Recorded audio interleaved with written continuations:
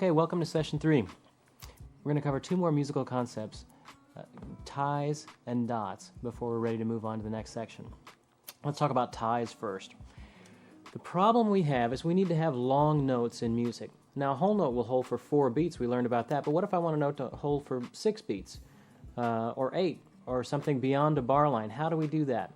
Well, we cover that problem with a thing called a tie. That arced line that you see over those 2 notes, that is what's called a tie. And it is linking those 2 notes together. So as you're seeing in that first example, the whole note is tied over the bar line to the half note. And how this is played, the half note gets 2 beats, the whole note gets 4 beats.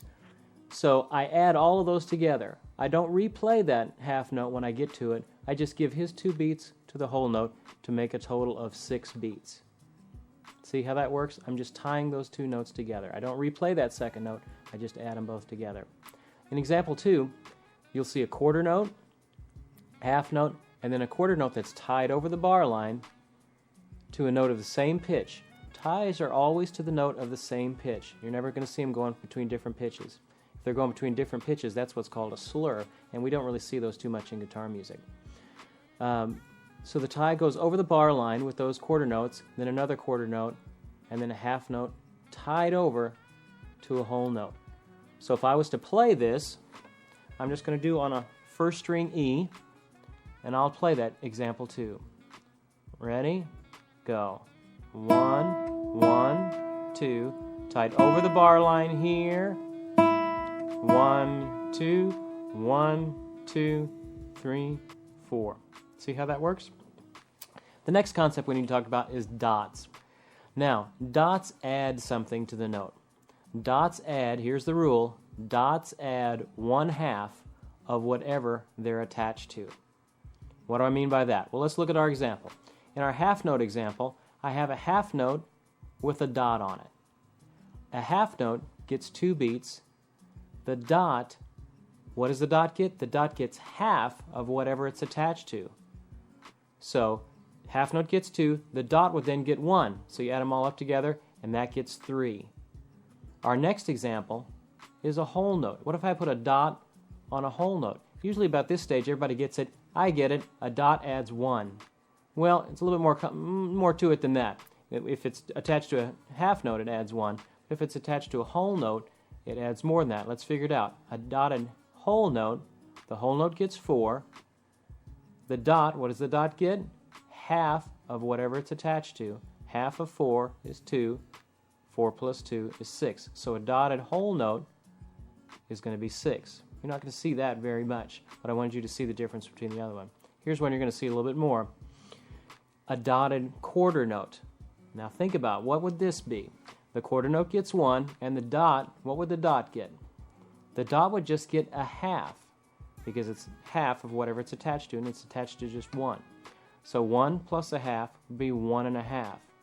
And that wouldn't make up a complete beat, but usually you'd see it followed by another 8th note, and that's how they make those rhythms work. And that's ties and dots. Okay, let's talk about 8th notes. Now, 8th notes are part of that group of rhythms that we talked about at the very beginning. Whole notes get 4 beats, half notes get 2 beats, quarter notes get 1 beat, and now we're going to subdivide that 1 beat. We're going to split the 1 beat, and we're going to go to 8th notes, which each get a half a beat. Now, as it's played on the guitar, when you have several of the same note on the same string, you would alternate your picking. Remember what we did in that first session? We did a finger pattern of down, up, down, up. We're going to apply that now when we're working with 8th notes. If the notes are the same pitch, let's say you had a bunch of E's in a row, then instead of just going down, down, down, down, down, down, down, you just go down, up, down, up. So I wouldn't go down, down, down, down. I would go down, up, down, up. Now, one more thing about 8th notes. When 8th notes are by themselves, they have a flag on the stem. You have the note head, you have the stem, they have a little flag on it. When they're together, they're grouped, when there's more than one, whether it's 2 or a group of more, they're grouped together in 2s usually, and they use a beam across the top of them. So that's what you'll see when that beam is. You may be confused about what that might be. Those are just eighth notes tied together. Somebody figured out 150 years ago that when you have a bunch of eighth notes in a row, it's kind of difficult to read them when they have all those flags. So they just beam them together, makes it a little bit easier to read. So let's go through some of the eighth note exercises in your book. Let's look at eighth note exercise number 1. That's on your first E string. Remember we talked about down, up when we get to the eighth notes? Let's play. Down, down, down, up, down, up, down, down, down, up, down, up. Now next note, F. Down, up, down, down, back to E, down, down, up, down, 2. Got it? See how those downs and ups work? Now that really only applies when it's of the note of the same pitch, when you have a bunch of the same note in a row. Now you'll find out really quickly as we go through these exercises, as you're jumping strings and stuff, you really can't hold true to that down and up alternating pattern all the time. It just doesn't work out that way. Your brain will figure that out pretty quickly. But only when you have notes of the same pitch on the same line that you start doing alternating, you'll be a little bit faster doing it that way. Let's do a couple more. Exercise number 2. This one starts on second string, first finger, C. Ready? Play.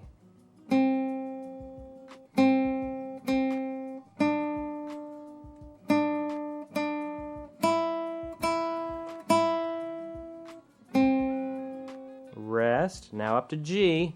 And down these notes. Alternating your picking with each one. And rest. Good. Okay, we're going to do exercise 4 now. Okay, I'm going to do it a little bit faster, so you try and do the best you can. Ready? Go.